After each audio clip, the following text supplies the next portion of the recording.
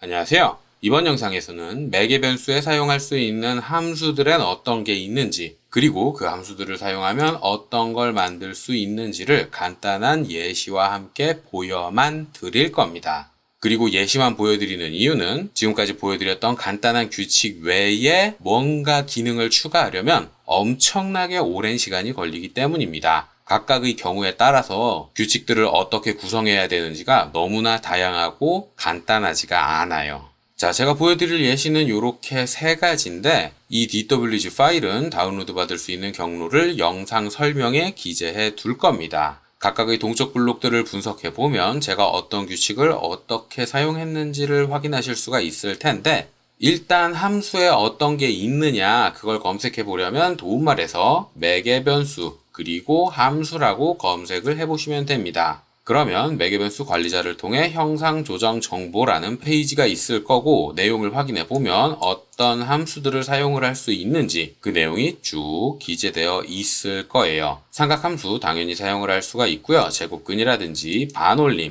내림, 올림, 절대값 이런 것들 다 사용을 할 수 있고, 그 외에 로그와 지수 이런 것들도 사용을 할 수 있습니다. 그리고 추가로 각도의 경우엔 라디안과 디그리를 변환할 일이 생기기 때문에 그에 대한 함수도 구성이 되어 있어요.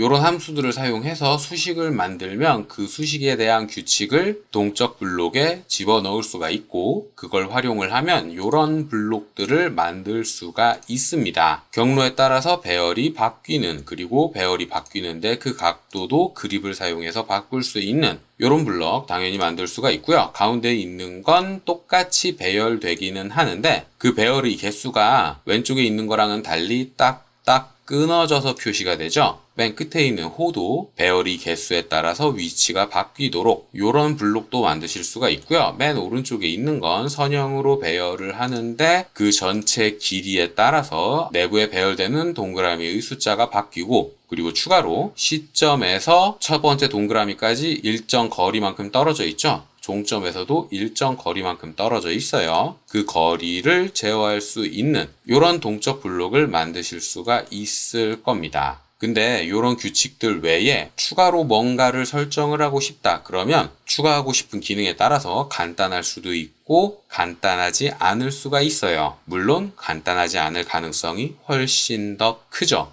자, 가장 왼쪽에 있는 블록은 경로를 따라서 선이 나열만 되는 아주 간단한 형태의 블록입니다. 그리고 이 블록 아래에는 비슷하게 생긴 블록이 있는데 그립이 한 개 추가되어 있죠. 이 그립은 시작하는 각도를 의미하는데 쭉 선택해서 이렇게 길이와 각도를 제어할 수 있는 건 똑같아요. 전체 길이를 수정을 하고 간격을 제어하는 것까지는 똑같은데 요 마지막에 있는 그립은 처음 시작하는 요 선의 각도를 제어하는 그립입니다. 그리고 위에 있는 블록에 요 그립 한 개를 추가하려면 일정 기능만 추가하면 되는 게 아니라 전체 블록을 새로 설계해야 돼요. 위에 있는 거에 조금 추가한다고 요걸 만들 수 있는 게 아니라 아예 처음부터 새로 설계해야 된다는 뜻입니다. 간혹 동적 블록 때문에 질문 주시는 분들 중에 본인이 몇 번 해봤는데 잘 안 되더라 이런 분들이 있는데, 동적 블록을 설계하는 건 몇 번 정도로는 본인이 원하는 걸 만들 수가 없어요. 최소한 몇 시간 단위가 돼야 되고요.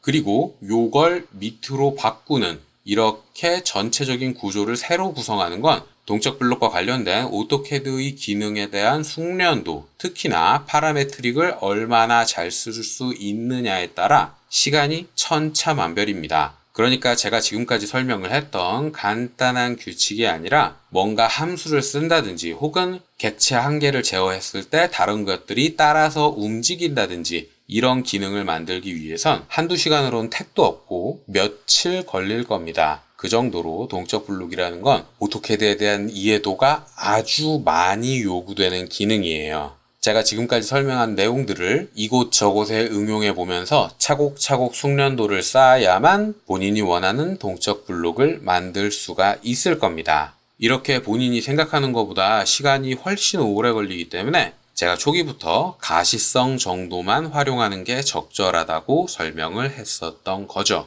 자, 이번 영상에서 설명할 내용은 여기까지고요. 혹시라도 궁금한 게 있다거나 이해되지 않는 게 있는 분들은 댓글이나 메일을 남겨주시면 최대한 빨리 확인을 하고 답을 드리도록 하겠습니다.